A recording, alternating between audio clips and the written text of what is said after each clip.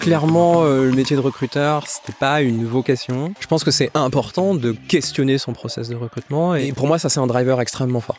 J'ai besoin d'apprendre, d'être stimulé intellectuellement et je me suis énormément posé la question de j'y vais pas. Si j'arrive dans une boîte et qu'on a des visions complètement antagonistes sur comment est-ce qu'on doit faire les RH, ça ne peut pas fonctionner. Sur la partie salaire, oui, j'estime que j'étais bien payé quand je suis parti. C'était un petit peu plus de 80 000 € annuels. Enfin, moi, quand je suis arrivé, on était 150. Je suis reparti 3 ans plus tard, on était 550. Avec du turnover, donc des gros volumes de recrutement. Ce qui m'a permis de faire ce switch-là, c'est une curiosité qui dépassait mon métier de recruteur. Je suis pas persuadé qu'il faille être expert en tout pour être DRH. Ou alors, je suis un très mauvais DRH. Ouais.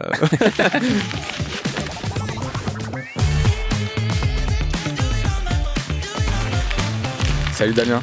Salut Arnaud. Bienvenue dans Tech the Job. Merci de me recevoir. Avec grand plaisir. Je suis très ravi de t'accueillir aujourd'hui. Ici, tu es mon premier invité dans ce podcast que nous lançons aujourd'hui. L'idée, tu l'as un petit peu compris, c'est de parler un petit peu de ta carrière, de revenir un petit peu sur les choses que tu as fait dans ta vie, les choses bien, un peu moins bien, les choses qui t'ont plu ou qui t'ont un peu moins plu, et qu'on puisse parler un petit peu de tout ça aujourd'hui. Super. Ça te va ? Allons-y. Avant de commencer, est-ce que tu pourrais te présenter un petit peu, Damien, que ça soit sur du perso ou du pro ? Je te laisse un petit peu la main dessus. Ok. Alors, du coup, je m'appelle Damien, je vais bientôt avoir 40 ans. Je suis DRH. Ça va faire quelques années que je travaille dans les ressources humaines, une quinzaine d'années. Et en gros, sur mon parcours pro, en tout cas, j'ai travaillé 50% de mon temps plutôt dans le domaine de l'industrie, qui était un environnement qui me passionnait et sur lequel j'avais beaucoup de curiosité. J'ai pu évoluer dans ce milieu-là pendant 6-7 ans. Et ces 7-8 dernières années, plutôt dans le domaine de la tech, la French Tech, avec énormément de projets fascinants, rencontrer des gens super également, toujours dans ce scope plutôt orienté RH. Et sur le plan perso, parce que je pense que c'est aussi important, je suis originaire de Bordeaux. J'ai migré vers Paris comme beaucoup de gens il y a 15 ans de cela pour commencer ma carrière. Voilà, j'adore les chiens, j'adore le sport. Ok. T'as un chien du coup ? J'ai un chien depuis 1 an. Ok. C'est quoi comme race ? C'est un chien de refuge, donc c'est très difficile de déterminer la race. Il y a du berger dedans, c'est un chien très dynamique. Ok, super. Je reviens un peu sur ce que tu me disais, la partie j'ai commencé dans l'industrie, du coup toi tu as commencé en tant que recruteur. Déjà un peu comment t'es tombé dedans, dans le recrutement, enfin je pense comme beaucoup de personnes un peu au hasard. Complètement au Moi hasard. de mon côté c'était le cas. Mais si tu veux revenir un peu sur tes premiers mois, 1 ou 2 premières années dans le recrutement. Ouais. Et voilà. Ok. Clairement, le métier de recruteur, c'était pas une vocation.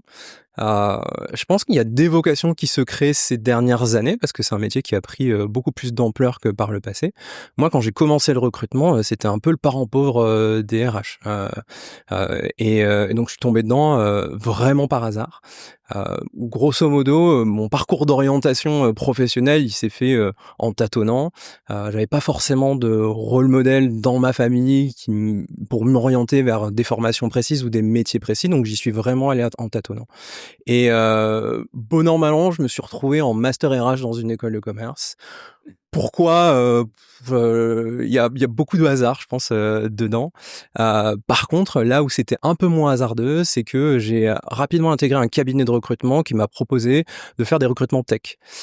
Pourquoi des recrutements tech ? D'une part, c'était un peu en vogue à ce moment-là, mais aussi parce que la tech, c'est toujours quelque chose qui m'a intéressé. En fait, depuis que j'étais gamin, je bidouille avec des ordinateurs et c'est quelque chose sur lequel je me suis pris d'un intérêt personnel.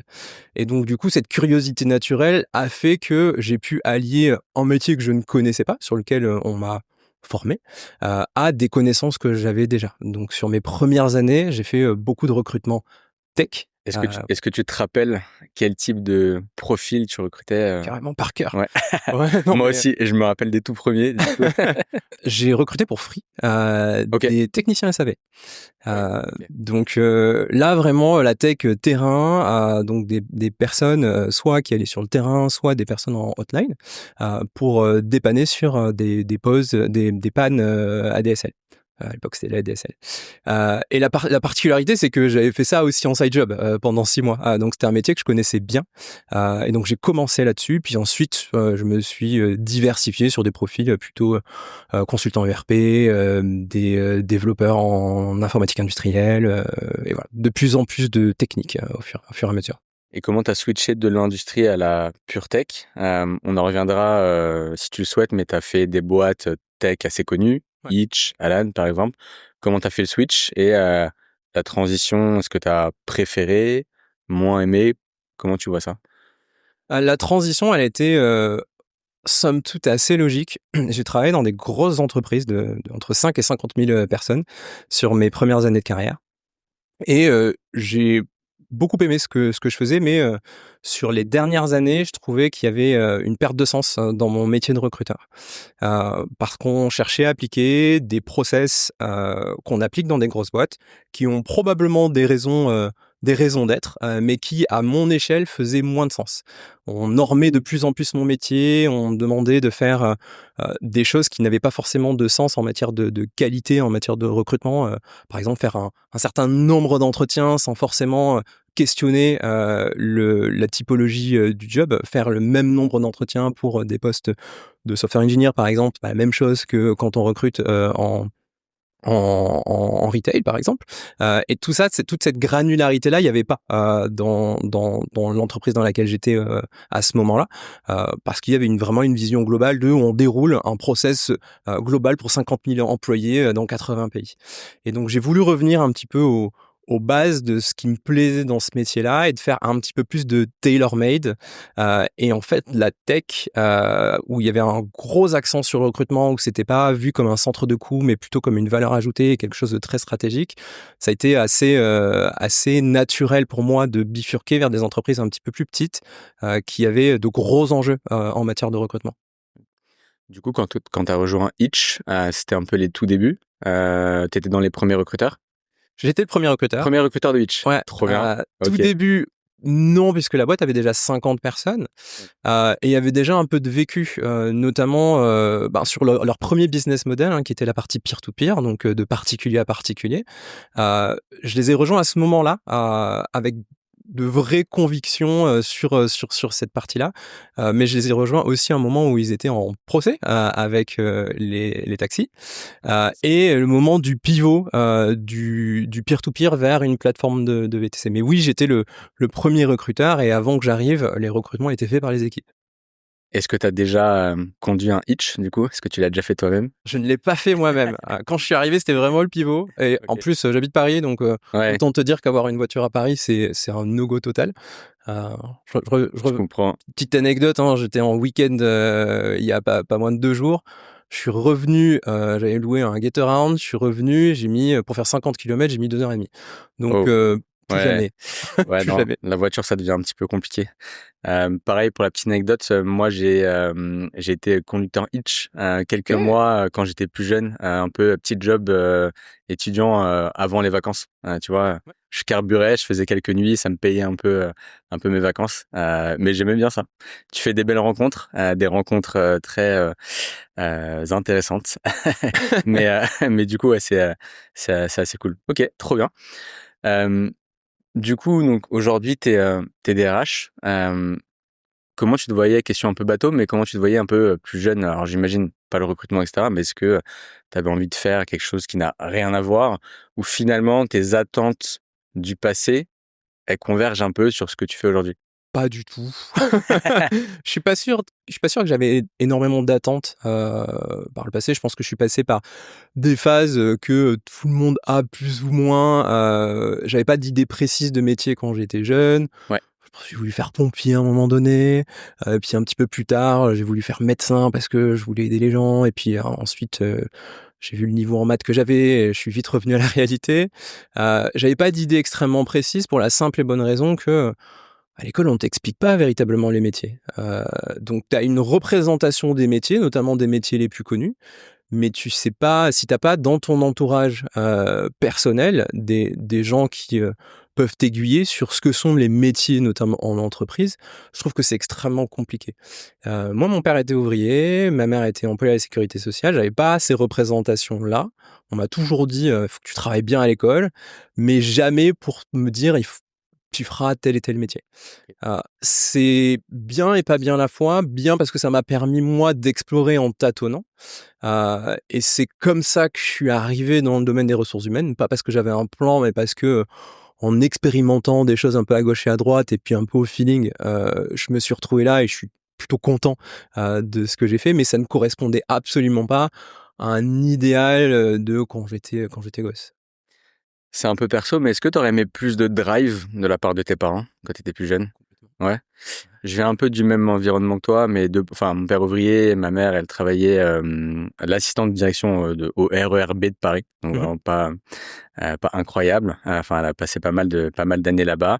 Il me demandait un peu ce que je faisais à l'école, mais sans plus. Donc beaucoup de débrouillardise et on fait un peu tout seul. Ouais. Et c'est vrai que je pense aujourd'hui, les parents sont beaucoup plus accompagnants et ont un regard plus précis sur ce que vont faire leurs enfants, vont donner un petit peu plus de billes.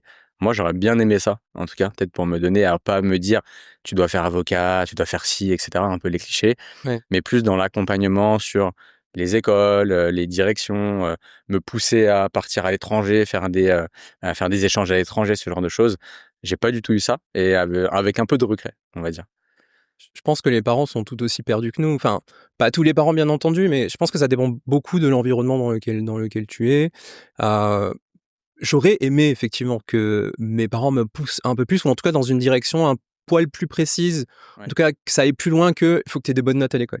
Parce que ça atteint ses limites à un moment donné et tu te demandes pourquoi, en fait. Pourquoi avoir des bonnes notes et quel est le sens de tout ça? En tout cas, moi, ce sont les questions que je me suis posées. Hem Je j'en veux pas à mes parents de ne pas avoir su à ce moment-là, parce qu'ils étaient, je pense, tout aussi perdus que moi. Je pense qu'effectivement, enfin, il y a clairement, il y a clairement un déficit à ce niveau-là. Est-ce que le déficit, il doit être comblé par les parents?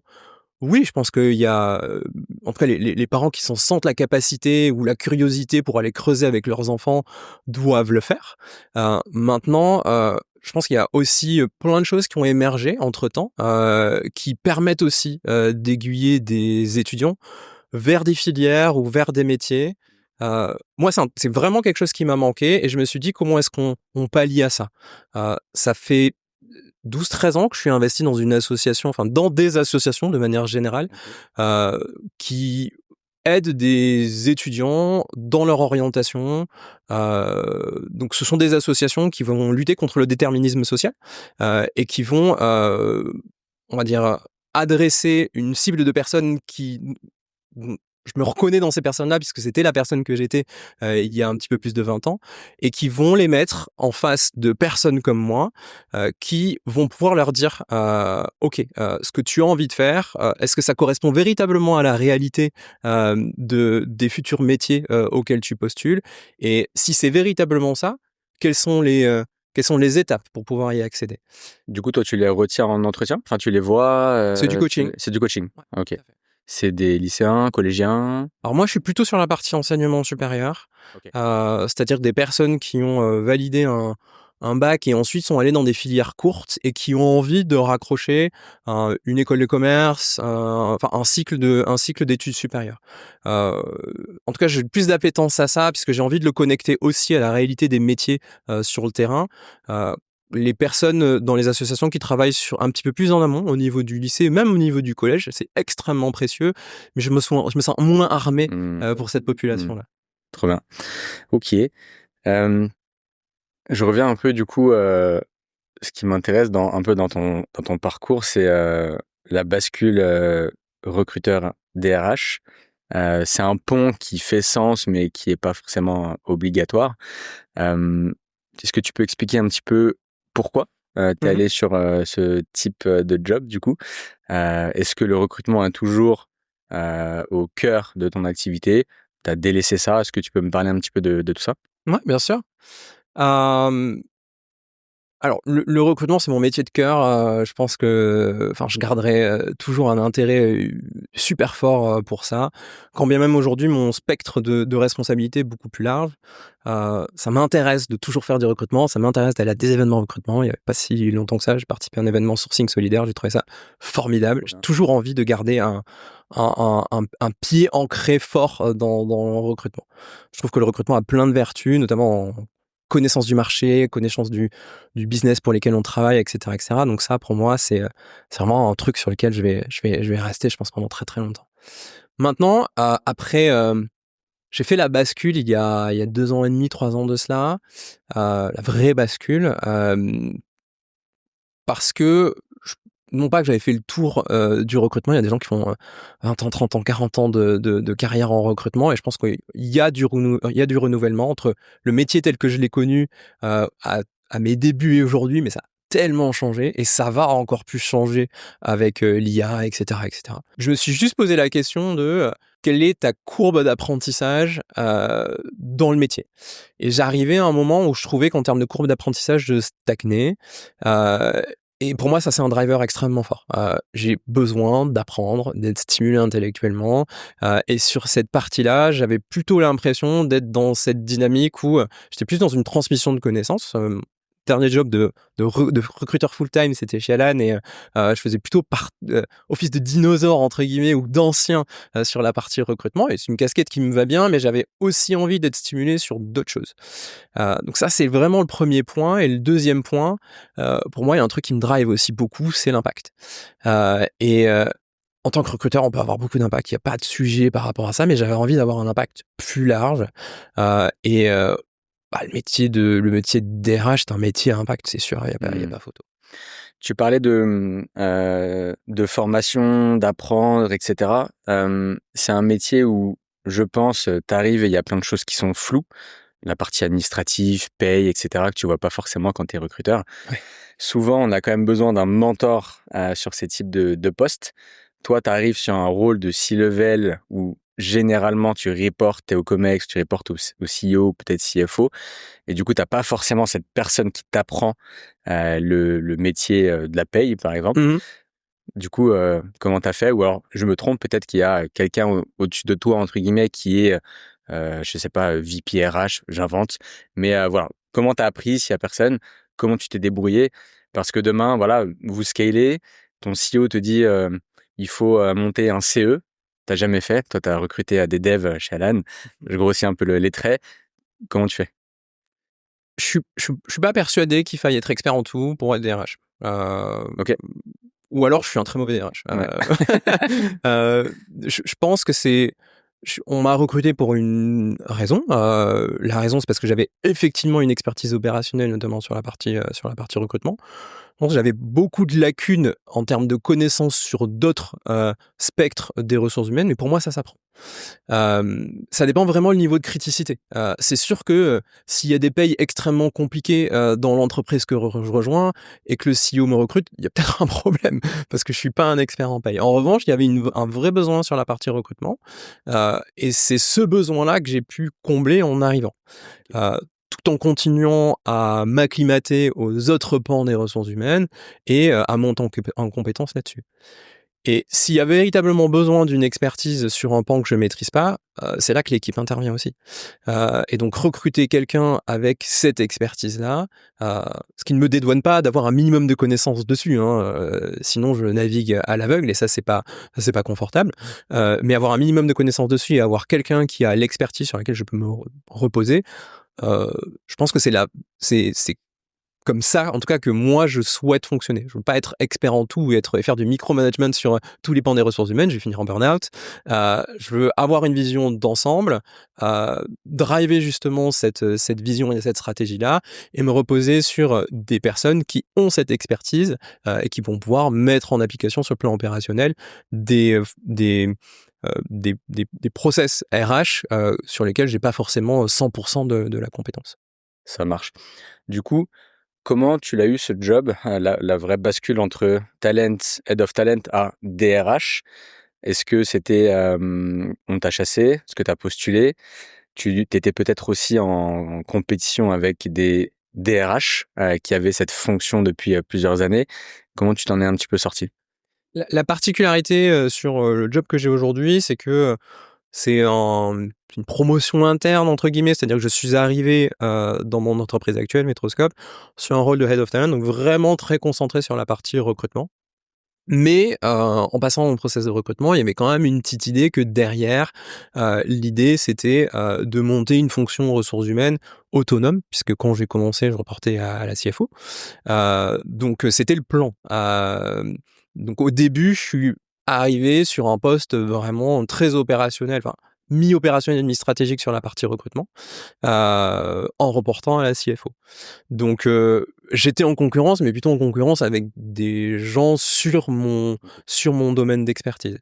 Après, je pense que ce qui a fait la différence, c'est que non seulement chez Alan, quand on est recruteur, on fait pas que du recrutement, on fait énormément de choses, et ça c'est très valorisable sur un CV, en entretien. On a beaucoup de points de vue et de choses à défendre en entretien au-delà de l'aspect recrutement.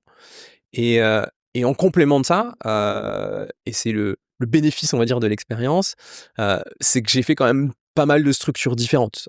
J'ai fait des structures internationales, j'ai fait des structures de entre 5 000 et 50 000 personnes. J'ai vu plein de choses, plein d'organisations différentes, et même si je ne l'ai pas mis en place ou j'étais pas opérationnel sur ces sujets-là, je me suis forgé des convictions. Et c'est ces convictions-là que j'ai pu défendre en entretien ou que je défends encore aujourd'hui dans mon rôle, même si c'est pas forcément des choses que j'ai euh, appliquées, Mmh. c'est peut-être des choses que j'applique pour la première fois aujourd'hui. OK, très clair. Ça m'intéresse un peu, tu parlais d'Alan, j'ai fait beaucoup, beaucoup de choses. D'un point de vue extérieur, Alan, c'est, un beau produit tech, une belle marque employeur et cetera. Mais c'est un peu opaque sur, la notoriété. Tout le monde dit: «Alan, c'est super». Quand on est, inside, c'est top, la culture Mhm. d'entreprise et cetera. Tu dis: «J'ai fait beaucoup de choses en plus de mon rôle de recruteur». Qu'est-ce que tu pourrais, dire par rapport à ça? Qu'est-ce que tu retiens, toi, de ton expérience chez Alan, du coup?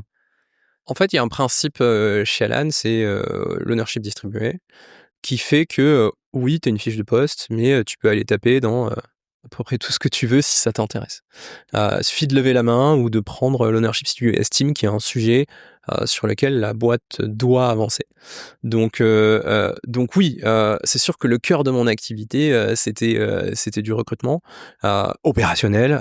Il y avait, enfin moi quand je suis arrivé, on était 150, je suis reparti 3 ans plus tard, on était 550, avec du turnover, donc des gros volumes de recrutement. Mais qui dit gros volume de recrutement, dit aussi derrière besoin de scaler la machine recrutement, donc plutôt sur des tâches qui sont pas nécessairement des tâches opérationnelles recrutement, mais mettre en place des choses comme Talent Operations. Talent Operations, c'était un truc que j'avais un peu touché du doigt chez Hitch, que je trouvais hyper intéressant, et sur lequel je me suis dit, ça fait complètement sens chez Alan, de par le côté ownership distribué, le fait que ce ne soit pas juste la responsabilité de l'équipe de recrutement de faire du recrutement, que ce Mmh. soit extrêmement distribué à l'échelle de la boîte. Qu'est-ce qu'on peut mettre en place pour faire en sorte que ce soit plus efficient? Donc ça, c'est un dérivé de la partie recrutement, mais il y a plein d'autres choses. Dès qu'on touche la partie recrutement, on touche la partie rémunération. Donc pareil, se forger des certitudes sur est-ce qu'on paye bien, est-ce qu'on paye pas bien, faire des études un peu à la mano de la rémunération sur la base des candidats qu'on a, sur la base des candidats qu'on retient, et pour se forger justement des opinions fortes sur ces sujets-là. Je pourrais tirer la pelote, hein, il y en a plein d'autres, hein, la partie diversité et inclusion. Il y a énormément de sujets sur lesquels c'est pas ce qu'on attend de toi en tant que recruteur, mais comme il y a un champ libre et parfois des responsabilités qui sont pas extrêmement bien définies comme ça pourrait être dans une entreprise classique avec des fiches de poste au cordeau, il suffit de te saisir du sujet pour pouvoir travailler dessus. OK, très clair, très clair. Tu parlais de process, tu as fait des entreprises qui sont réputées pour avoir des process difficiles, voire longs. Mmh. C'est quoi le process qui a été le plus dur selon toi, dans ta carrière?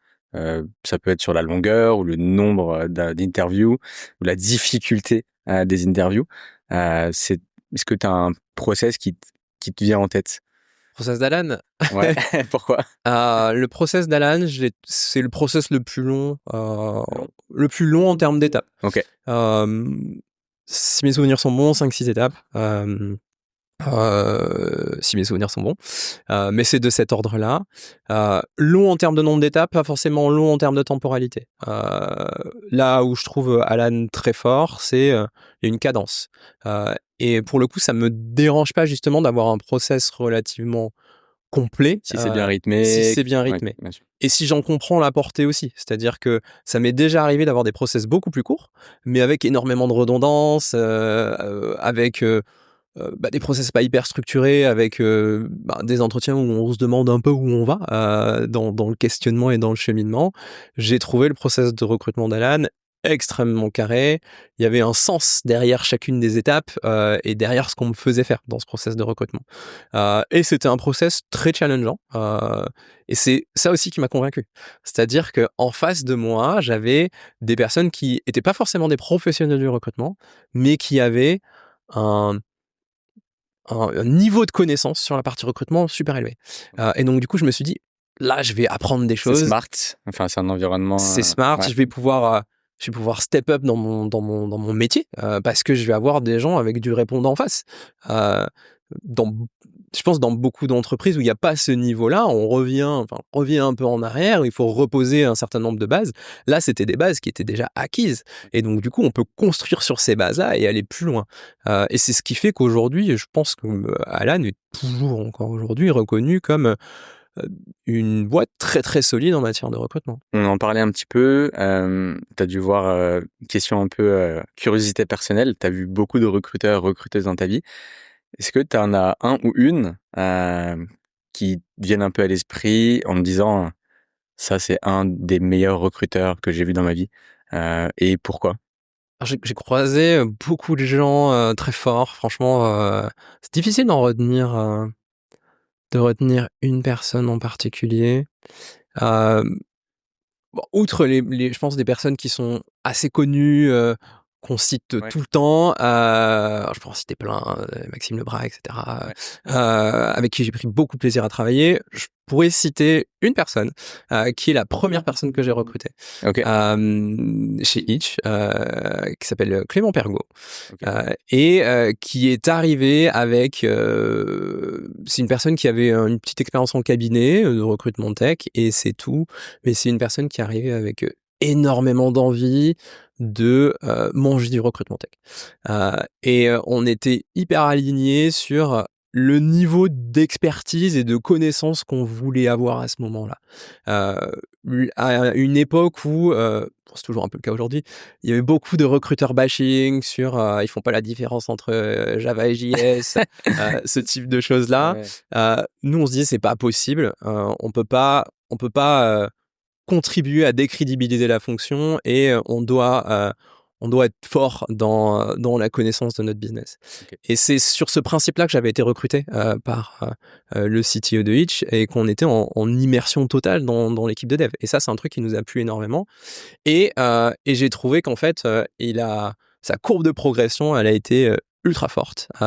Il est devenu rapidement hyper autonome, hyper pertinent, et est rentré dans des sujets extrêmement précis, ce qui était demandé à cette époque-là, puisqu'on était uniquement, entre guillemets, «recruteurs tech», mais on avait cette, street cred, et cette Ouais. capacité à interagir avec des gens techniques, et aujourd'hui, c'est quelque chose qu'il a toujours. Il a fait, d'autres boîtes et des boîtes, tech, très fortes à l'international. Aujourd'hui, il bosse en freelance, je crois, pour Mistral. OK. Heu, donc Ah oui, je vois qui c'est. OK, c'est bon. OK, très donc clair. clairement, pour moi, c'est, quelqu'un qui est extrêmement discret, qui est pas forcément la personne la plus vocale, dans l'écosystème, recrutement, mais pour autant, c'est quelqu'un que j'estime, extrêmement solide et s'il en est là aujourd'hui, c'est parce qu'il a su continuer à cultiver, à la fois ses compétences en matière de recrutement, mais aussi et surtout, c'est la profondeur, on va dire, de la connaissance de son marché. Trop bien. Je finis avec Alan. J'avais 2 croyances un peu à l'époque. Un, il y a pas de manager. Je sais pas si c'est vrai ou si c'est faux. Et c'est vrai? Pas de manager. Et 2, les recruteurs, étaient très bien payés. Est-ce que du coup, mais ce concept de manager, en fait, on avait des échos un peu de l'extérieur, c'est vrai, mais finalement, quand tu creuses un peu, il y a quand même un peu un manager. Enfin, je sais pas, toi qui as bossé dedans, est-ce que tu peux me parler de ça? Il y a pas de manager à proprement parler. Si on pense le manager comme quelqu'un qui va gérer ses «mignons» entre guillemets, Ouais. et qui va gérer la carrière sur du moyen long terme des personnes, valider les congés, et cetera, ça n'existe pas. La fonction managériale et qui va recruter pour ses équipes, former ses équipes, et cetera, ça n'existe pas. En tout cas, la fonction managériale, elle est pas concentrée dans les mains d'une seule et même personne. OK. La fonction managériale, elle a été atomisée. Donc, tu prends le recrutement, tu prends la gestion de carrière ou la gestion de performance, tu prends toutes ces choses-là, en fait, elles sont distribuées. Soit elles sont distribuées de manière extrêmement flat. Le recrutement est quelque chose de extrêmement distribué. Ça a peut-être un peu changé hein, depuis que je suis parti, mais en tout cas, à l'époque où j'y étais, extrêmement distribué avec des équipes très autonomes où l'équipe talent n'intervenait quasiment pas, voire pas du tout. Heu et des équipes qui avaient besoin d'un petit peu plus de support. C'était toujours un peu, la guerre à qui avait le support, de l'équipe talent, mais on n'était pas suffisamment, staffés pour pouvoir aider à la même, hauteur toutes les équipes. Donc sur cette notion de recrutement, ça c'est l'exemple même de l'atomisation, on va dire, de la responsabilité d'un manager. Mais sur la partie plus, Heu, gestion au quotidien, accompagnement des gens, il y a une vertu, hein, au management, hein, il y a parfois un peu de manager bashing Mmh. et une crise des vocations au niveau management ces dernières années, ce qui est très, très vrai. Heu, mais pour autant, j'estime qu'il y a de vraies vertus, à faire du management, à avoir du management dans des organisations. Maintenant, la manière dont ça a été pensé, chez Alan, c'est que, notamment sur la partie accompagnement individuel, la partie, coaching, la partie, un petit peu plus évaluation de la performance, ça a été mis dans les mains de ce qu'on appelle des coachs. Donc, tout le monde peut être un coach et un Un contributeur individuel. interne, coach interne. Coach interne, exactement. Donc c'est en complément de ton rôle de contributeur individuel, tu vas accompagner un pool de 1, 2, 3, 4, 5 en fonction de la bande passante, de ta seniorité, de ta capacité à prendre un nombre de coachés donné. Tu vas les accompagner pour, pas tant pour naviguer sur leur métier en tant que tel, heu, mais plus pour, naviguer dans l'organisation. Comment est-ce avoir un petit peu plus d'impact? Comment est-ce que tes actions, ta façon de travailler colle avec la culture qui est une culture très particulière chez Alan, donc c'est plus cette dimension-là. Mmh. Il y a une culture très à l'écrit aussi, beaucoup de tout est à l'écrit et cetera. Heu, Concrètement, qui te dit aussi en fin d'année: «Tu as bien bossé, tu peux avoir ton bonus, tu as fait tes perfs» et cetera? Parce que là encore, c'est, du coup, tout à l'écrit. Est-ce que tu as des reviews avec quelqu'un quand même? Comment ça se passe? Tout à l'écrit, enfin presque tout à l'écrit, mais c'est le même système, hein. C'est-à-dire que, la partie revue de performance, alors c'est même pas tous les ans, hein, c'est un cycle, alors ça a peut-être changé là encore une fois, mais à l'époque où j'y étais, il y avait, cycle de revue tous les 6 mois. Ouais. Donc c'était biannuel et clairement, tu avais, en tant que contributeur individuel, tu faisais ta revue de perf et tu avais ton, coach qui faisait ta revue de perf, en asymétrie. Hem Et tu avais aussi une revue 360. Et donc in fine, c'est un petit peu la somme de tous ces insights-là, qui permet de te dire: «Est-ce que tu performes bien? Est-ce que tu ne performes pas bien?» C'est ça qui te donnait ou pas l'éligibilité à une promotion. Sachant que cette promotion-là ensuite, elle était validée ou non par une sorte de comité de promotion. Histoire de lisser aussi, à l'échelle de la boîte et qu'il y ait pas des déséquilibres en fonction des niveaux, des déséquilibres en fonction des jobs. OK, et le carry pass est assez dessiné et clair aussi, tant que ça soit sur les, job titles ou même les salaires? Je reviens du coup à ma deuxième question. Un bon recruteur chez Alan, il pouvait ou il peut gagner combien, aujourd'hui? Quelqu'un d'assez senior?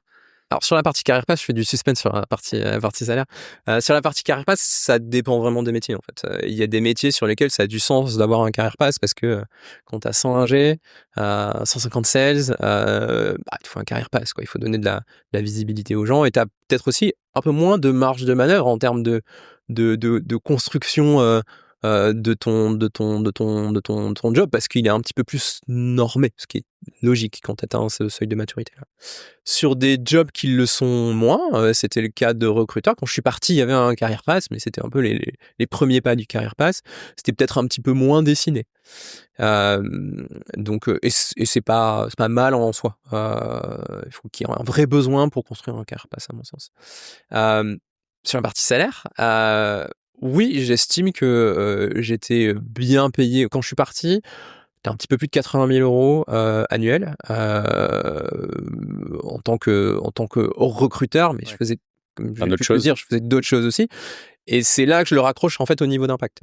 Chez Alan, il y a une seule grille pour tous, donc quel que soit ton job, et ensuite ton job est corrélé à un certain range de niveau d'impact, et ton ni- et donc du coup en tant que recruteur, notamment quand on est expérimenté, quand on commence à gérer des projets de build en plus des projets de run, en fonction du niveau de criticité et d'impact des projets, oui, tu peux avoir un impact qui est extrêmement fort. Et c'est ce qui fait qu'en fait ton salaire Mmh. peut être plus élevé, et que j'ai pu atteindre ce niveau-là peu avant que je sois parti. Donc Pour un rôle de ouais. contributeur individuel en recrutement, c'est plutôt intéressant. Mais de manière générale, ça va peut-être, encore une fois, ça va peut-être plus changer, mais le positionnement d'Alan est assez clair. C'était, on paye au 65e percentile, et donc de manière générale, t'es mieux payé. Si t'es payé au 65e percentile, t'es mieux payé que la médiane marché. Donc a priori, t'es mieux payé que les autres recruteurs vis-à-vis du marché. OK. Et après, t'avais ce système de les recruteurs ne font pas que du recrutement. On valorise aussi la capacité à faire du dépassement de périmètre, qui fait que tu peux avoir un niveau d'impact plus important, et donc du coup ton salaire peut être plus élevé qu'un Mmh. salaire de recruteur entre guillemets classique, qui va se retrouver dans une organisation un petit peu plus cadrée, où en gros tu vas faire principalement que de l'opérationnel. OK, super. Bon, merci pour la petite parenthèse, Alan. Je reviens un peu sur ce rôle de DRH. J'aimerais bien que tu puisses, donner, si tu peux, à ton sens, des choses un peu actionnables pour quelqu'un qui vient du track recrutement, head of talent, sur comment je peux devenir DRH. C'est quoi un peu les tips, sans que ça soit, un peu bullshit, mais selon toi, faut quand même aller chercher ce job-là. Il est pas facile. Alors toi, c'était une promotion, mais justement, quand je suis en interne, comment j'arrive à me promouvoir sur ce job-là? Comment je vais le chercher aussi? Est-ce qu'il y a des petites choses que tu peux mettre en avant?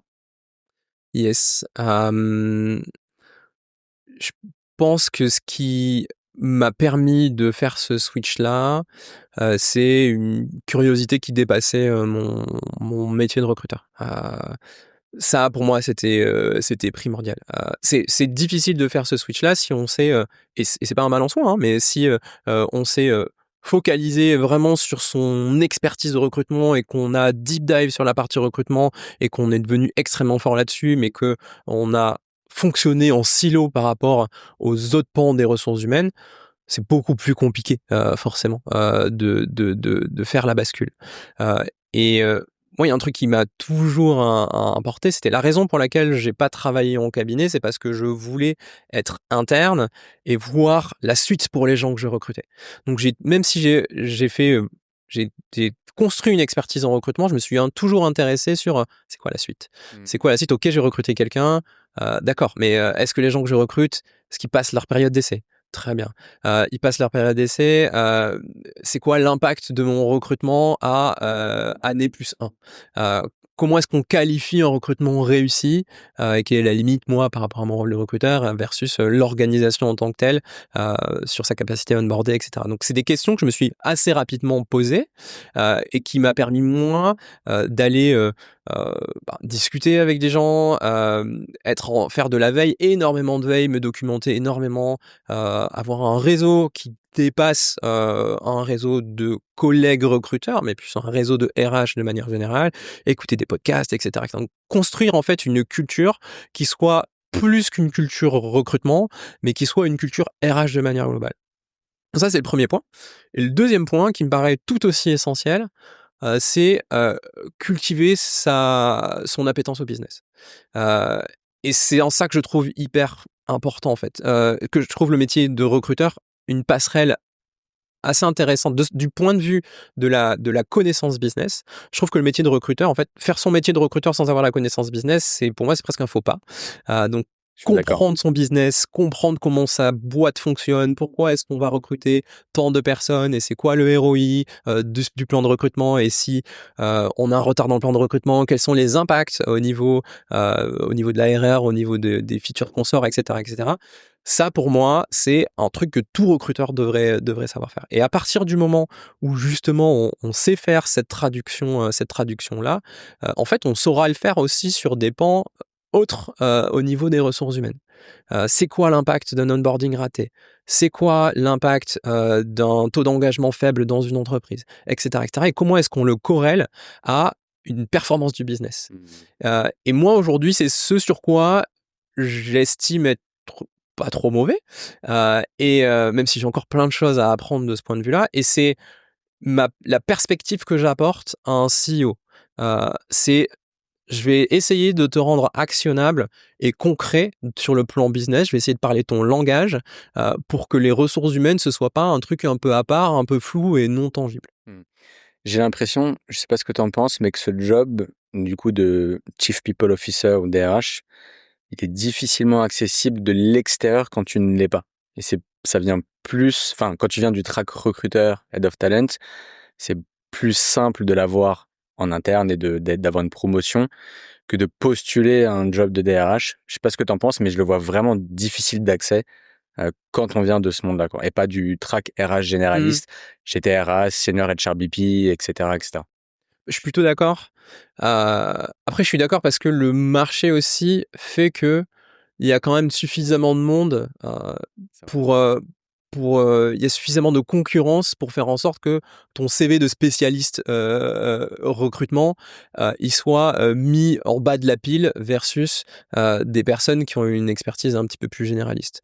Ouais. Donc ça, c'est la loi du marché. Si demain la compétence se raréfie, peut-être que l'histoire sera différente. Même si c'est sur le papier de la promotion interne, je suis quand même passé dans le rôle de recrutant à un rôle un petit peu plus généraliste.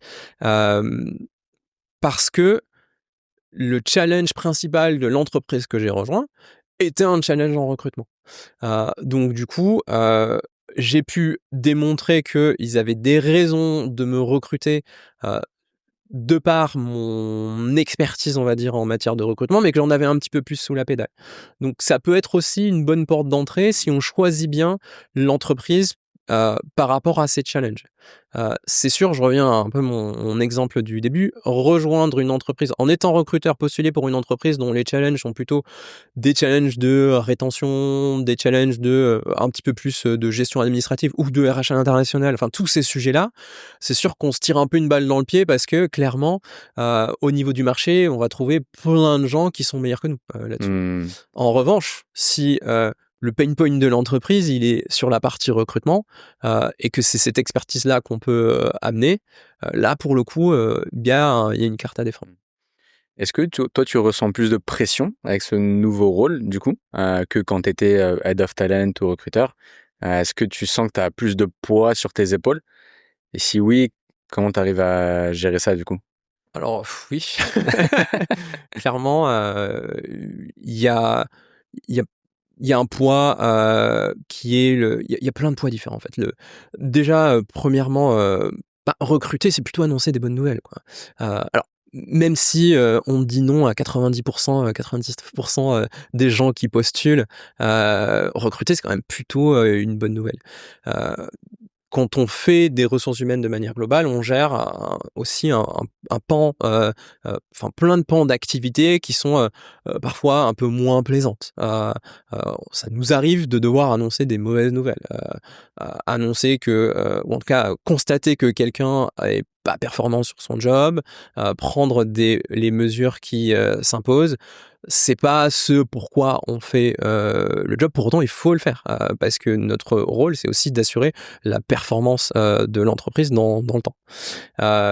Il y a des sujets, alors c'est très, on le voit aussi beaucoup dans la tech, d'épuisement professionnel, de tous ces sujets-là. C'est les ressources humaines qu'on va voir, ou en tout cas, on attend des ressources humaines qui mettent en place des solutions pour pallier à ces choses-là. Donc oui, forcément, il y a énormément de sujets qui sont une charge mentale importante pour les ressources humaines et sur lesquels, ça va dépendre des structures, hein, mais sur lesquels on se décharge beaucoup sur les ressources humaines. C'est le job des ressources humaines, on le voit pas comme une problématique d'entreprise de manière globale, et c'est au RH de trouver une solution et de supporter un petit peu le poids de tout ça. C'est toujours un peu vu comme une fonction support, mais pour moi, c'est une fonction business quand même. Enfin, on est quand même des business partners, mais on est toujours vu comme ce sont les RH, c'est le bureau des RH, toujours un peu sous-évalué à mon sens. Et c'est bien dommage, alors qu'il y a quand même beaucoup de poids sur nos épaules, que ce soit côté recrutement ou gestion du personnel, gestion des conflits, ce genre de choses. Et c'est toujours, en fait, il y en a toujours un peu que, entre guillemets, les sales, le market, les fonctions qui sont un peu plus en avant, comme dans Mmh. une équipe de foot. Ceux qu'on célèbre le plus, c'est les attaquants qui marquent des buts, un peu moins les défenseurs ou les C'est vrai. gardiens. Et ça, c'est un peu dommage, je trouve. Je te rejoins là-dessus à moitié, dans le sens où, c'est un peu aussi à nous, en fait, Un peu de plus. ouais, en tout cas, de marketer plus ce qu'on fait, et de pas faire de la RH pour de la RH, en fait. Je pense, et j'ai vu dans certaines organisations dans lesquelles j'ai travaillé, des gens qui bossaient en silo et qui faisaient de la RH pour la RH. Donc, en gros, qui soit faisaient des trucs pour se faire plaisir, ou soit faisaient des trucs parce que ils avaient pas de connexion ou un pied dans le business. Faut pas sous-estimer le nombre de personnes qui ne s'intéressent pas à la finance, ne s'intéressent pas aux sales, ne s'intéressent pas. Le fait d'être une fonction support, pour moi, j'ai envie de casser cette notion de client-fournisseur qui me dérange Mmh. beaucoup, parce que ça instaure un rapport que je trouve pas toujours très très sain. En revanche, cette notion de partnership, en effet, cette notion de partnership où justement on va trouver des réponses RH à des solutions, à des problématiques business, c'est quelque chose qui pour moi est primordial. Et donc du coup, créer des synergies et de la proximité justement avec les managers ou les équipes avec lesquelles on travaille, pour moi c'est un truc clé. Et pour ça, en fait, il faut comprendre ce qu'elles font. Et il y a trop de personnes qui soit font un refus d'obstacle parce que, il y a déjà beaucoup de choses à gérer, ça je peux tout à fait le comprendre, mais qui ne font pas l'effort que j'estime être l'effort nécessaire pour pouvoir comprendre les pain points et la direction de l'entreprise, et pour pouvoir traduire justement, ces problématiques en solutions RH. Ça, c'est, un point sur lequel on a encore, enfin, il y a des gens qui le font très, très bien, il y a pas Ouais, de je pas suis de sujet par d'accord. rapport à ça, mais de manière générale, je pense qu'il y a, il y a encore du progrès à faire, là-dessus. OK, très clair. Je reviens peut-être sur un point dont tu parlais, Oui. qui est moi, qui m'a pas mal, marqué, quand j'ai pris ce rôle de C-level. Tu parlais de poids et de charge, mais il y a le poids du titre aussi, et ça, c'est un truc que j'avais pas avant. Heu, J'estime être quelqu'un de plutôt accessible, plutôt cool, et en fait, j'ai trouvé que, en ayant ce titre-là de, C-level, d'être au COMEX, et cetera, en fait, ça amène une distance, en fait, Naturel. Les gens viennent moins naturelle. vers toi? Exactement, Ouais. où les gens vont y réfléchir un petit peu plus à 2 fois, chose que j'avais pas du tout, quand j'étais sur un rôle de contributeur individuel, heu Tu penses que et tu fais peur? la fonction fait peur. La fonction fait peur. Est-ce que je Pas fais peur pas toi, mais personnellement? oui, mais la fonction fait. Je Je suis je d'accord, la je crois fonction fait pas, peur. Ouais. mais je pense que la fonction fait peur. Je pense qu'on se fait, je pense c'est une fonction qui est mal connue aussi, hein, on sait pas véritablement, ah, petite anecdote, je pars de mon entreprise, et donc du coup, je l'ai annoncé il y a pas si longtemps que ça. J'ai eu quelques témoignages qui m'ont fait chaud au cœur, de personnes qui m'ont dit: «Ah, c'est trop dommage que tu pars, je suis content de ce que tu as apporté», et j'ai eu ce témoignage qui m'a fait un peu sourire: je sais pas trop dans les détails ce que tu fais, mais je sais que ce que tu fais, ça nous fait du bien, entre guillemets. Je raccourcis. Et donc oui, les gens ont une représentation ou des a priori du métier qui est pas fidèle à la réalité. Et c'est aussi, encore une fois, à nous de démystifier un petit peu tout ça. Moi, ça, c'est un truc sur lequel je mets un point d'honneur dans les jobs que j'occupe, c'est d'expliquer c'est quoi la réalité de mon métier, que les choses sont pas aussi simples qu'elles n'y paraissent, et ça permet un peu de mettre les gens à notre place et de comprendre un petit peu plus les choix qu'on fait. Ok. Dans cette nouvelle fonction, qu'est-ce que tu aimes le plus faire? Et à contrario, qu'est-ce que tu aimes le moins faire? Et tu te dis, oh, putain, ça, je suis obligé de le faire, ça fait partie du job, mais faut le faire. Le truc qui moi me drive le plus, c'est accompagner les managers, mais pas que les managers, hein. Même, je pense aussi les personnes en contribution individuelle qui ont besoin d'un accompagnement. Donc ça peut être un accompagnement sur de la gestion d'équipe, enfin sur la partie management en tant que telle. Aujourd'hui, je suis dans une entreprise avec une vraie hiérarchie, même si elle est pas, c'est pas l'armée mexicaine avec une hiérarchie à n'en plus finir. Il y a ce rôle de manager qui est assumé et sur lequel on a pas mal de gens qui ont débuté. C'est pas forcément des gens qui ont 30 ans d'expérience en management. Et donc du coup, à la fois moi devoir creuser sur cette verticale-là et apporter mon support et de voir l'impact que ça a ensuite derrière, comment ça rayonne auprès des membres de leurs équipes. Ça, c'est un truc que je trouve extrêmement précieux, extrêmement gratifiant. Ok. Donc ça, c'est vraiment le truc que je trouve hyper impactant et très cool à faire. Et même à l'échelle individuelle, c'est-à-dire qu'à l'échelle individuelle, j'ai aussi des personnes qui viennent me voir ou des conversations que je déclenche proactivement parce que je sais qu'un tel est un peu un tournant de sa carrière et a des envies de ceci, de cela, et d'avoir des discussions un peu franches sur ok, c'est quoi ta next step? Est-ce que ta next step c'est ici? Est-ce que tu as envisagé toutes les possibilités et comment est-ce qu'on peut ouvrir le champ des possibles et pas avoir cette vue un peu carcan. Je prends un exemple, hein, je suis senior sales, je veux devenir manager. Est-ce que c'est vraiment la suite pour toi? Qu'est-ce que tu as envie de faire? Ça fait partie des choses sur lesquelles je m'éclate le plus. Je trouve qu'on a une vraie légitimité sur l'avis qu'on donne. Les employés viennent nous voir. Alors, je fais référence un peu à quand j'étais chez La Fourchette en tant que recruteur, mais j'étais dans le bureau RH, donc on m'appelait aussi le RH en me pointant du doigt. Je faisais que du recrutement, mais on venait souvent me voir pour des problématiques personnelles, un peu de tout et de rien. Et avec les moyens que j'avais, je donnais des conseils ou j'orientais ou je faisais ce que je pouvais. Et c'est vrai qu'il y avait je sentais que derrière, les gens le faisaient.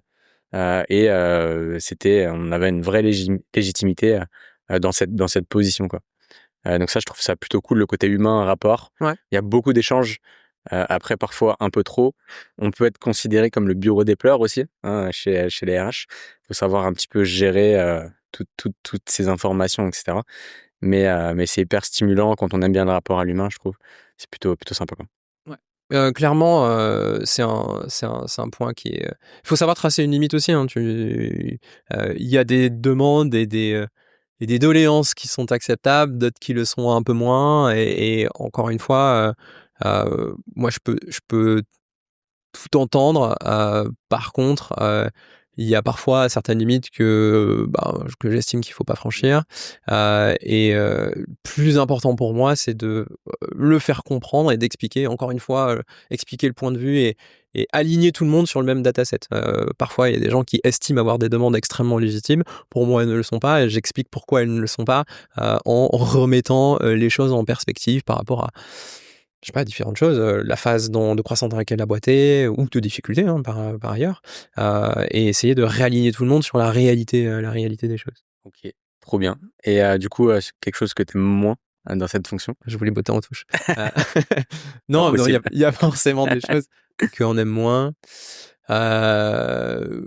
Clairement, il y a une partie administrative, on va pas se le cacher, au niveau des ressources humaines. Alors souvent, on est vu comme une fonction très administrative, il y a de l'admin dans ce qu'on fait, mais c'est pas l'essence même de la fonction. Pour autant, c'est un peu la base de la pyramide de Maslow, quoi. Donc des RH. Donc la partie contractuelle, la paye, etc. Il y a une partie administrative là-dedans. Il y a une partie très stratégique dans la paye aussi, hein, ça je veux absolument pas le nier. Mais il y a une partie avec un certain nombre de normes auxquelles il faut coller, être à jour aussi, toute cette partie-là. C'est pas la partie sur laquelle j'ai le plus d'appétence. Donc soit je m'y colle parce qu'il faut s'y coller, ou en tout cas je reviens à ce que je disais un petit peu plus tôt. J'essaye de développer le minimum de connaissances requises pour pas être mauvais et pour être bon dans mon management auprès des personnes qui vont exécuter ces choses-là. Ça, c'est pour moi hyper important. Mais c'est pas les choses sur lesquelles je vais me dire chouette, Ouais, je vais le faire. OK, qui est très clair. Et est-ce que enfin, ton rapport maintenant un peu aux membres du COMEX, est-ce que avant on était un peu caché quand on est recruteur, il y a toujours quelqu'un qui fait un peu de tampon. Là, tu as un nouveau rôle. Est-ce que c'est une pression supplémentaire? Toi, t'aimes bien ça? T'as pris cette position un peu de je suis un C-level, je fais partie du COMEX, et derrière, bah, il faut aussi un peu avoir, je vais pas dire le masque, mais l'attitude, parce qu'on peut plus faire n'importe quoi aussi, danser sur les tables, etc. Quoique, il y a certains membres du COMEX qui le font Ça encore. dépend des boîtes. Mais tu vois ce que je veux dire? Est-ce que ton attitude a un peu changé et comment tu arrives à te positionner en fait? Est-ce que mon attitude a changé? Faudrait demander aux gens avec qui j'ai bossé avant. Je pense qu'à fortiori, mon attitude a un peu changé. Est-ce qu'elle a radicalement changé? Je ne crois pas. C'est sûr, quand on est contributeur individuel, on a peut-être un petit peu moins de filtres sur certains sujets. Ça a pu m'arriver par le passé de manifester parfois mon mécontentement sur certaines choses. Donc oui, complètement. Quand on devient C-level, ou en tout cas quand on s'inscrit, outre le titre C-level, quand on s'inscrit dans une dynamique d'équipe dirigeante, on doit parfois assumer un certain nombre de choix qu'on n'aurait pas nécessairement fait, mais on doit les assumer en tant qu'équipe. Sinon, en fait, on décrédibilise la parole d'un COMEX, par exemple, et ça peut être très préjudiciable pour l'adhésion d'un certain nombre de mesures qu'on doit mettre en place parce que c'est comme ça qu'on l'a décidé et c'est pour le bien de l'entreprise. Donc le disagree and commit, c'est quelque chose que j'ai connu chez Allen par ailleurs, donc c'est pas quelque chose de nouveau pour moi, mais c'est quelque chose qui a nécessairement un petit peu plus d'importance et de poids dans les fonctions que j'ai pris aujourd'hui chez Metroscope. Et je trouve que c'est clairement pas une mauvaise chose en soi parce que ça demande justement de faire cet effort d'alignement et de ne pas prendre cette partie-là à la légère. Il y a vraiment une nécessité. Il y a pas si longtemps que ça, j'avais vu je crois que c'était un post sur LinkedIn ou sur quelle est l'équipe d'un CMO, je crois que c'était ça. Est-ce que c'est l'équipe marketing ou est-ce que c'est l'équipe COMEX? Et moi, je suis profondément convaincu que quand on est C-level, son équipe, c'est pairs à l'échelle d'un COMEX et que les dynamiques de travail, de pair à pair, de vision, d'accoucher sur une stratégie et de s'aligner là-dessus pour ensuite aller la présenter, la défendre devant l'entreprise. C'est un vrai travail d'équipe et il faut faire équipe pour faire ce genre de choses-là. Ça ne peut pas être juste la somme d'individualité et d'expertise. OK. Tu sens, là, tu es sur le départ, mais tu as senti, toi, de la cohésion dans ce COMEX, comme tu disais? Est-ce que tu as senti cet aspect équipe ou un peu moins? Un peu moins que quand tu étais dans une équipe que de recruteurs, par exemple? Voilà. C'est très différent, c'est extrêmement différent. Quand on est dans une équipe de recruteurs, on parle tous le même langage, on a, enfin, il y a beaucoup de choses, de repères sur lesquels on peut se trouver. Donc c'est beaucoup plus facile. C'est beaucoup plus facile. Ça l'est moins à l'échelle, c'est moins naturel, en tout cas, à l'échelle d'un COMEX. Quand je suis arrivé chez Metroscope, mon premier rapport d'étonnement, c'était, je trouve qu'effectivement le COMEX c'est plus une somme d'individualité, une somme d'expertise différentes, très bonnes dans leur couloir de nage, mais qui fait pas forcément corps. Ok. Et ça, c'est quelque chose qui s'est amélioré. C'est assez classique, en fait, dans une entreprise relativement jeune, avec des gens pour lesquels c'est la première fois qu'ils sont à un COMEX. C'est assez classique d'avoir cette étape-là de construction du collectif. Le plus important, c'est vraiment d'en prendre conscience et de se dire, OK, c'est pas comme ça qu'on doit fonctionner, et il faut tendre vers plus de cohésion et plus de capacité à prendre des décisions ensemble et de les assumer ensemble. Et pour ça, je trouve qu'il y a eu une prise de conscience collective dans ce COMEX et des efforts des uns et des autres, justement pour renforcer cet aspect-là. Et aujourd'hui, on a encore du chemin, hein, bien entendu, mais je trouve qu'il y a un mieux. C'est sans commune mesure, en fait, par rapport à quand je suis arrivé il y a 2 ans. Il y a pas si longtemps que ça, je regardais les chiffres de on a des enquêtes INPS, Pulse Survey, etc. Et ça s'est manifesté en fait au niveau de ces chiffres-là. À l'échelle de l'équipe Comex, tous les chiffres étaient en augmentation et ça témoigne de l'impact Ouais. des efforts qui ont été déployés pour faire équipe. Ok. Trop cool. Là, du coup, tu es sur le départ. Tu peux partager les raisons pourquoi est-ce que tu pars. Je sais pas quand ça sera diffusé. Tu auras déjà peut-être rejoint ta nouvelle société. Est-ce que tu peux dire où est-ce que tu vas? Est-ce que tu vas sur le même rôle ou est-ce que tu as des fonctions différentes? Et c'est quoi un peu les raisons de ton départ? Mmh. Je pars parce qu'on est venu me chercher. Ça, c'est le premier point qui est le plus important. Je pense que, enfin, je suis très bien dans ma structure actuelle. Je pense que j'avais encore pas mal de choses à apporter. C'est un petit peu la conclusion qu'on s'est dit avec mon CEO quand j'ai posé ma démission. C'est, je suis content pour toi, mais c'est dommage. Il y avait encore plein de choses à faire. Pour autant, un ancien collègue de chez Alan est venu me chercher pour un rôle qui sur le papier est assez similaire, mais je pense dans le fond va être un petit peu différent. Je reviendrai sur ces détails-là. Et je me suis énormément posé la question de j'y vais pas. Pour la simple et pour plein de raisons en fait. Le sentiment de je suis pas arrivé au bout de mon histoire chez Metroscope. Dans toutes les boîtes dans lesquelles je suis passé, je suis parti en moment où je me disais ok, si je mets un point final à cette histoire-là, je me dis que j'aurais pas ce goût d'inachevé. Je vais l'avoir un peu, je pense, en partant de chez Metroscope. Et donc du coup, l'idée c'était de me dire est-ce que ce que je vais chercher, on va dire, dans mon future entreprise qui s'appelle Didask, je vais, ça me permettra de pallier à ce sentiment d'inachevé. Ok. Qu'est-ce qui t'a fait basculer du coup? Tu me dis j'ai beaucoup hésité. Qu'est-ce qui t'a fait basculer sur le yes? Euh, j'ai j'ai j'ai rencontré beaucoup de gens chez eux pour me forger cette certitude-là. C'est-à-dire que à la fin du process de recrutement, je pense que j'étais pas prêt pour mûrir une décision. Un process de recrutement en 3 étapes. J'avais déjà vu pas mal de personnes, mais c'était insuffisant pour me dire euh, je peux y aller, je peux y aller entre guillemets sans crainte. Il y a toujours un risque, hein, forcément, mais je peux me dire ok, entre guillemets, je vais y gagner. C'est toujours un pari, hein, parce que on sait ce qu'on quitte, on sait pas trop vers où on va, et donc moi mon but c'était de minimiser ce risque-là. Et donc pour ça, j'ai demandé à rencontrer plus de gens. J'ai demandé à rencontrer plus de gens, j'ai demandé à rencontrer à la fois des gens qui étaient peut-être moins enthousiastes à l'idée de recruter un profil people lead, DRH, enfin voilà, quelqu'un qui incarne les ressources humaines. J'ai demandé à rencontrer aussi d'autres personnes à l'échelle dirigeante pour comprendre un petit peu s'il y avait des convergences, un alignement au niveau de la stratégie de la boîte de manière générale. Je reviens sur ce côté appétence sur le business.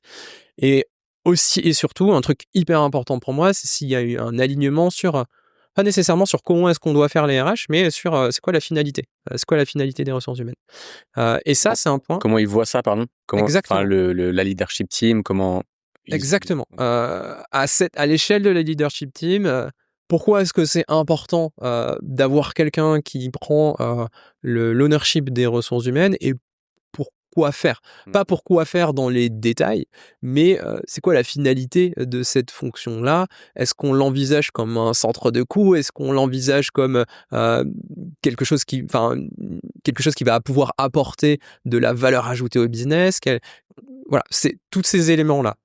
Ok, ok, très clair. Voir s'il y a un alignement justement. S'il n'y a pas des discours incohérents Tout à fait. Ouais. Et ça veut pas dire que j'y serais pas allé s'il y avait eu des discours incohérents. Après, ça dépend le niveau d'incohérence qu'il peut y avoir au niveau des discours, mais en tout cas, moi, ça me permet de jauger quel est le niveau de challenge pour imposer, ou en tout cas, oui, imposer une certaine vision des ressources humaines. Si j'arrive dans une boîte et qu'on a des visions complètement antagonistes sur comment est-ce qu'on doit faire les RH, ça ne peut pas fonctionner. Donc forcément, dans une fonction, on va travailler avec énormément de gens et on va demander aussi aux gens de faire des choses. Il faut qu'il y ait un minimum d'alignement au démarrage.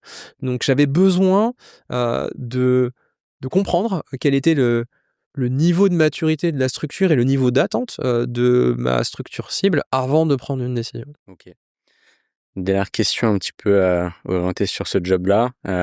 C'est quoi tes drivers perso, mais liés au professionnel, du coup, pour prendre une nouvelle position, les 3 leviers principaux, je sais pas, hein, enfin le poste, l'argent, tout ce que tu veux. Et c'est quoi un peu tes drivers par ordre de priorité? Par ordre de priorité. L'impact. Pour moi, c'est le Ton truc. impact ou le produit? Mon impact. Ok. Mon impact à titre perso, savoir est-ce que ce que je vais mettre sur la table, ce que je vais apporter, ce que je vais pouvoir construire et le contexte dans lequel je vais pouvoir le construire, est-ce que ça va apporter de l'impact? C'est le truc qui m'obsède le plus. C'est un peu comme une drogue en fait chez moi, c'est-à-dire que si je ressens que j'ai pas d'impact, je ressens beaucoup de frustration en fait dans mon métier et donc ça c'est un truc, c'est mon driver premier, c'est sûr. Ok. Le deuxième, est-ce que je vais apprendre des trucs? Il y a un peu un fil conducteur les dans les dans mes changements de poste. C'est parce que j'arrivais un peu à stagnation sur les choses que j'apprenais et qu'il n'y avait pas à l'instant T de possibilité de changer, de bifurquer. Donc ça, c'est un point qui est hyper important. Je suis extrêmement stimulé par le fait d'apprendre de nouveaux trucs. Et donc, là, ça a été... là, j'ai été servi hein, en passant d'un poste de plutôt orienté recrutement vers un poste de DRH. Autant te dire que j'ai encore une courbe de progression énorme sur les choses que je peux apprendre. Donc ça, c'est vraiment un point important. Et dans apprendre, c'est aussi apprendre sur un nouveau business. Apprendre sur un nouveau business, une nouvelle zone de chalandise sur laquelle ta boîte exerce, ce type de choses-là. C'est, pour moi, ça, c'est un truc hyper important. Et le troisième, on va me dire que je joue pas franc jeu et que je mets pas l'argent dedans. On pourra reparler de l'argent après. L'argent, c'est important. Il n'y a pas photo là-dessus, mais oui, c'est pas dans les top prios qui te feront accepter un job, mais ça vient un peu en sous-jacent et après toute la partie négo. Exactement. Mais en fait, j'ai jamais accepté un job que pour l'argent. Donc, du coup, pour moi, c'est un peu un prérequis. Il y a un certain nombre de choses côté finance qui sont obligatoires pour moi. Et ensuite, j'ai cette pseudo checklist de choses qui m'importent et l'impact de la boîte, en tout cas la finalité de la boîte, c'est aussi quelque chose que je trouve hyper important. Je pense que ça vient aussi... ça, c'est quelque chose que j'ai lu depuis que je suis recruteur. C'est-à-dire que depuis que je suis recruteur, c'est un peu comme un sales pour moi. Je me voyais pas vendre un job si je croyais pas dans le job que je promeux, et deux, dans la finalité, dans ce que fait la boîte pour laquelle je bosse. Et donc ça, c'est un truc qui m'a constamment drivé aussi, soit parce que c'était des choses sur lesquelles je trouvais enfin, je trouvais que c'était extrêmement fascinant. Enfin, l'industrie, je travaillais dans l'industrie d'électronique grand public, je travaillais dans l'industrie chimie aussi. Enfin, je trouvais que c'était extraordinaire en fait de prendre la matière première et de faire des produits finis et tous les procédés derrière et l'intelligence humaine qu'il y a derrière tout ça. Je trouvais ça extrêmement fascinant et c'est ça qui m'a drivé sur mes premières années de carrière. Euh, Ça a un peu shifté quand je suis arrivé dans la tech. Euh, je voulais qu'il y ait une finalité un petit peu autre, de dire qu'est-ce que ça apporte à la société, qu'est-ce que défend la boîte, qu'est-ce que défend la boîte in fine, soit de par les produits et services qu'elle vend, ou soit de par la vision qu'elle a de la gouvernance de son entité en tant qu'employeur. Euh, Parce qu'on vend pas toujours des trucs hyper sexy. Il y a des boîtes qui font enfin, il y a des boîtes qui vendent des choses qui sont extrêmement profitables, extrêmement performantes et c'est pas forcément une appétence pour ces produits-là. En revanche, il y a des boîtes qui ont des positionnements extrêmement forts sur nous, on gère notre entreprise de cette manière-là et on estime que notre responsabilité sociétale, c'est ça, ça, ça. Ça, c'est des choses que je trouve extrêmement Des importantes, convictions notamment pour ma fortes, fonction. comme Des Alan par convictions exemple. fortes. On a Exactement. ouais, Ouais. c'est un peu un modèle dans ce que tu dis par rapport à ça, quoi. C'est la révélation, en tout cas, Ouais, clairement.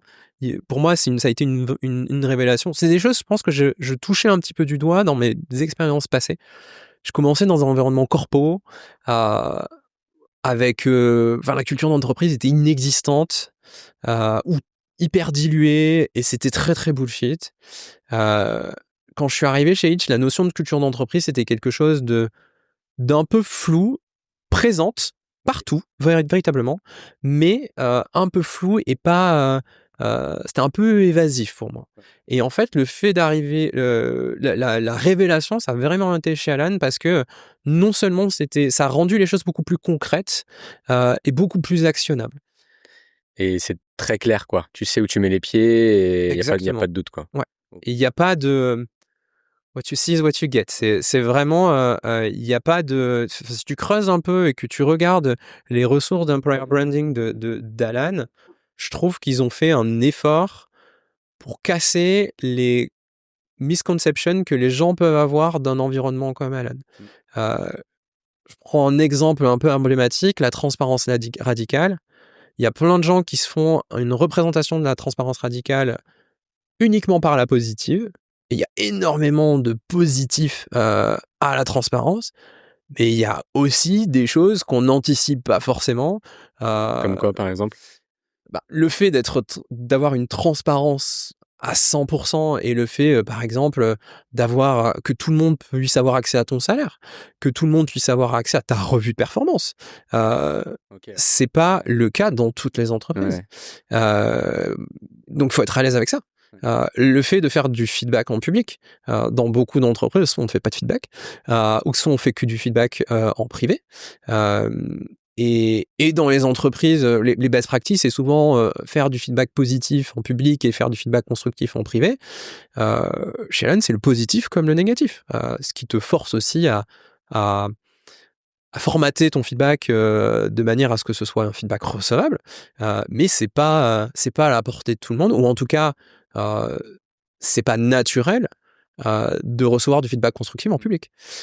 Ils ont amené ça, rien à voir, mais ils ont amené ça des US, cette culture feedback à l'écrit, feedback, en public et cetera. Et tu sais d'où ça vient vraiment cette culture très forte qu'ils ont mis en place?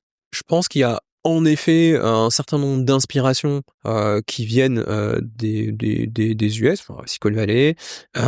Il y a un certain nombre de choses aussi qui ont. Il y a beaucoup de gens qui viennent de chez Amazon, par exemple, qui se retrouvent dans la manière dont les choses sont construites chez Alan avec les leadership principles, etc.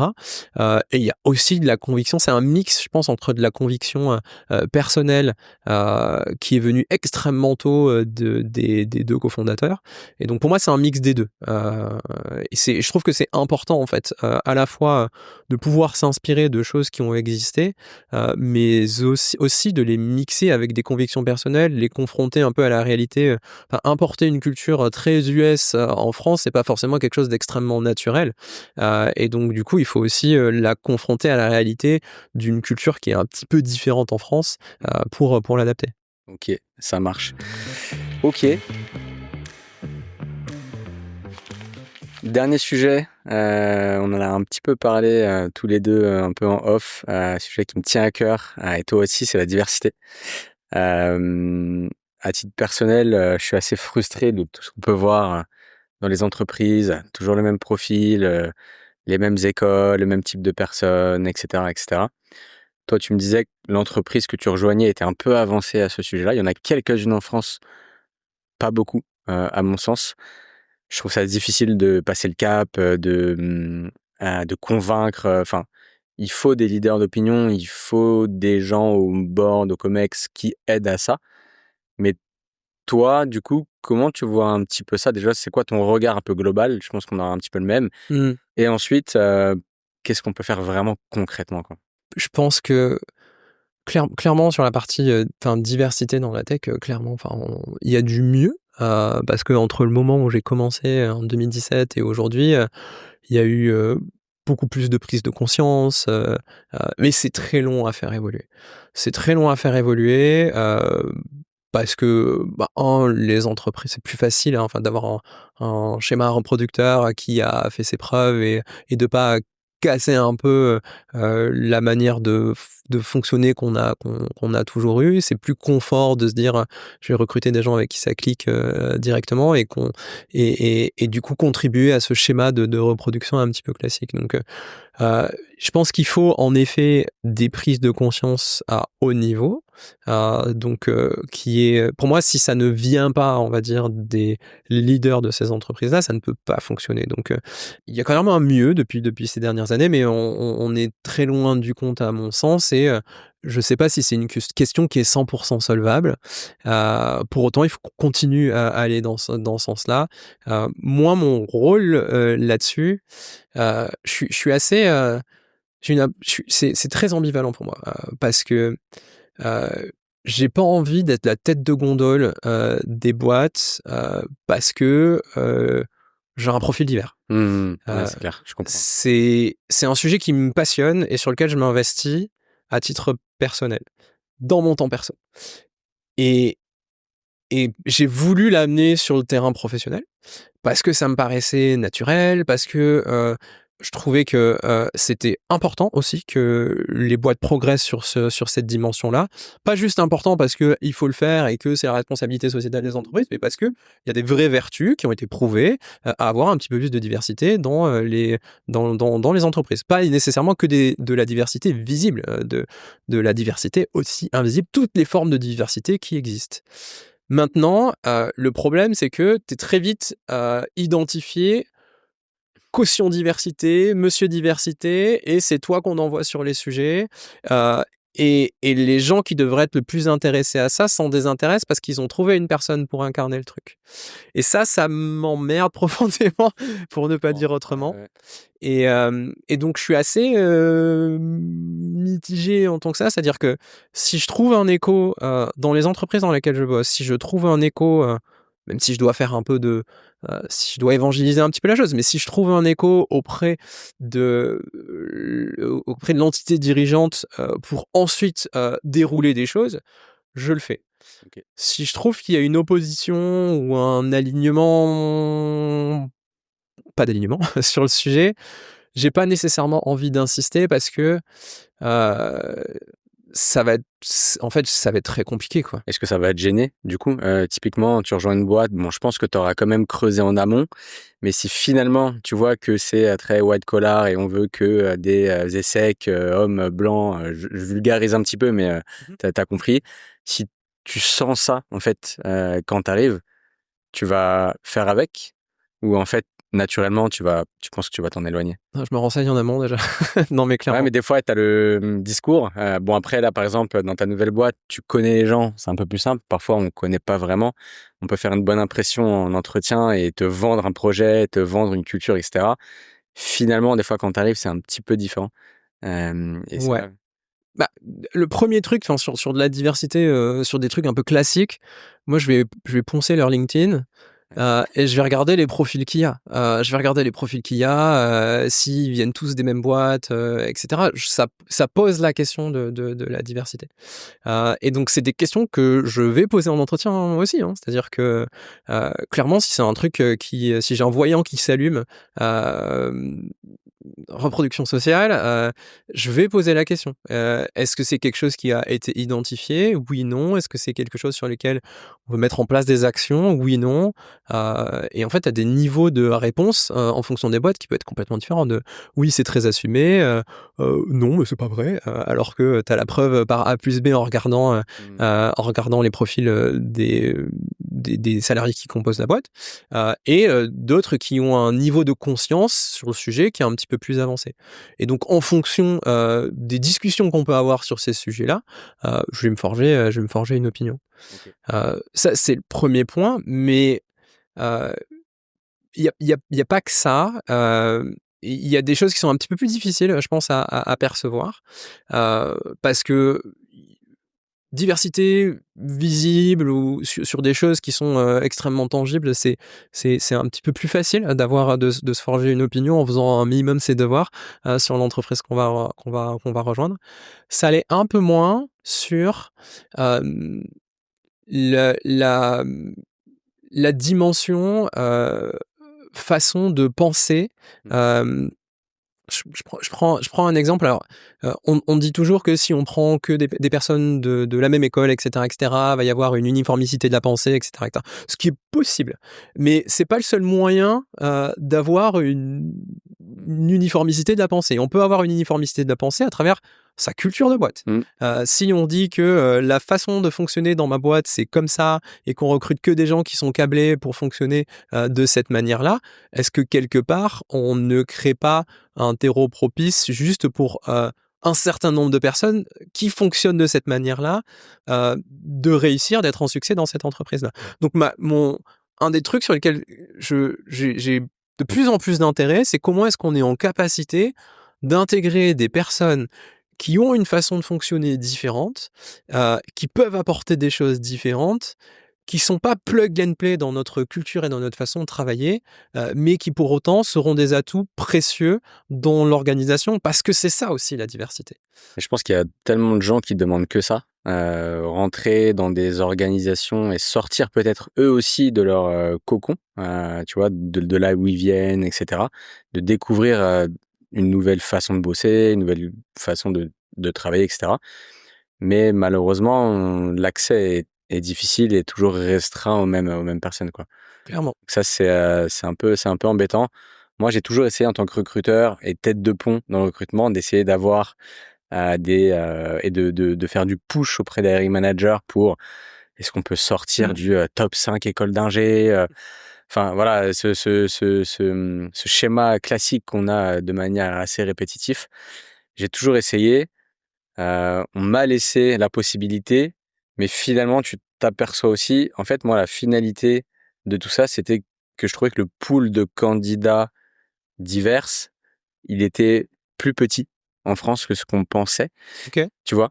Et que finalement, dans des postulants, j'avais plus de profils un peu classiques, plutôt que de profils, sortis d'une diversité un petit peu plus, enfin une diversité, pardon.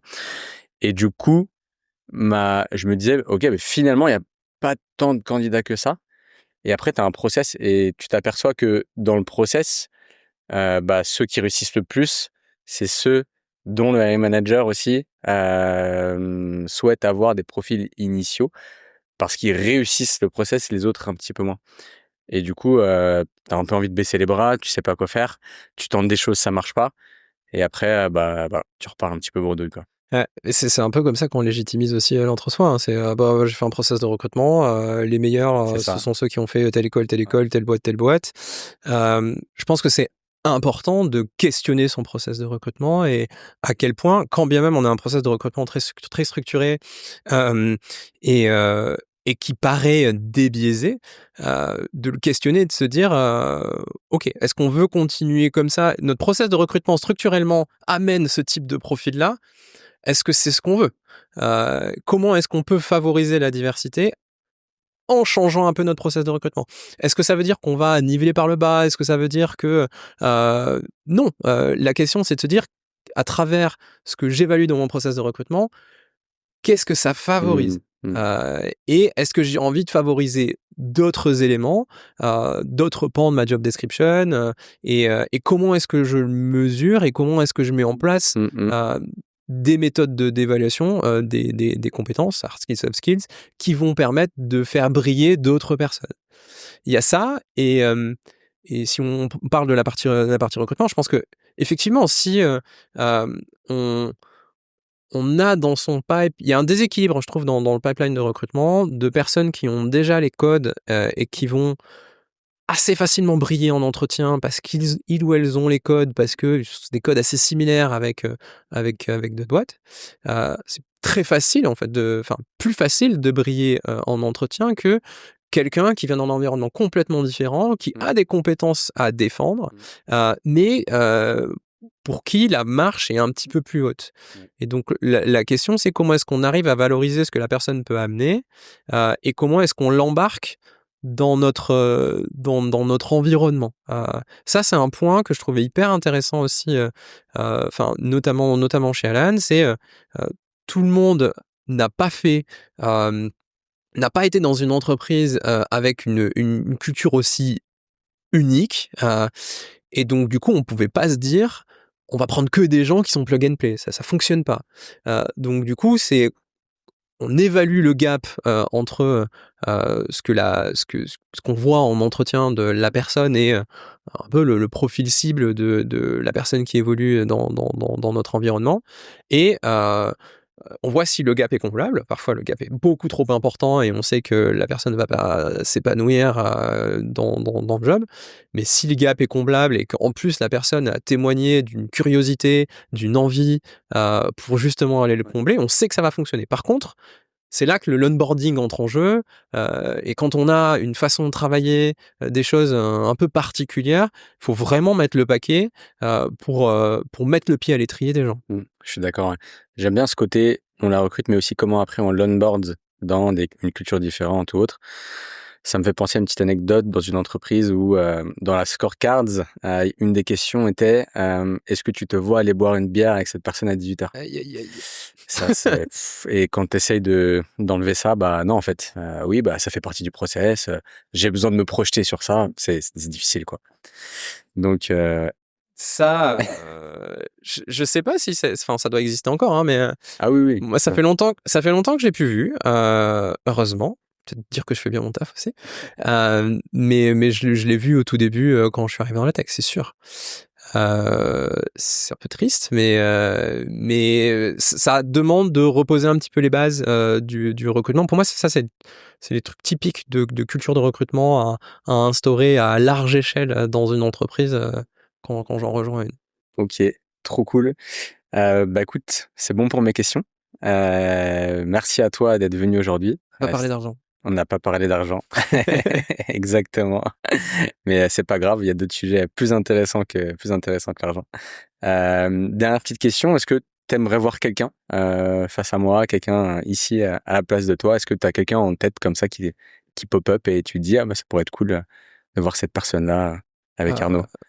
Carrément, moi, je vais plutôt passer la balle à pas faire de l'entre-soi RH, mais j'aimerais passer la balle à quelqu'un qu'on voit assez peu et qui pour autant, je trouvais quelqu'un de très bien dans son métier. C'est la Chief People Officer de Weevoo, qui s'appelle Aminata. Aminata Pelletier? Oui, Ouais. Aminata Diagne, OK. mais oui, c'est la même personne. D'accord, OK. Voilà, je pense que c'est quelqu'un qui a beaucoup de choses hyper intéressantes à dire, et donc et qu'on voit pas suffisamment. Et donc du coup, je serais ravi de pouvoir l'entendre à ce micro. OK. J'ai une petite anecdote au sujet d'Aminata, si tu nous écoutes. C'est que j'étais en RPO juste avant le Covid, du coup, et j'ai bossé 2 semaines chez Meilleurs Agents, où elle bossait, elle s'occupait de tout le recrutement. C'était très bien, mais voilà, le vendredi soir, Aminata m'a dit: «Désolé Arnaud, c'est le Covid, du coup, au revoir». Et du coup, ça m'a un petit peu marqué parce que c'était quand même un peu brutal, mais bon, c'est business is business, c'est normal. Mais voilà, je pense que je me rappellerai toujours d'Aminata sur cette anecdote. Trop bien. Merci Damien d'être venu.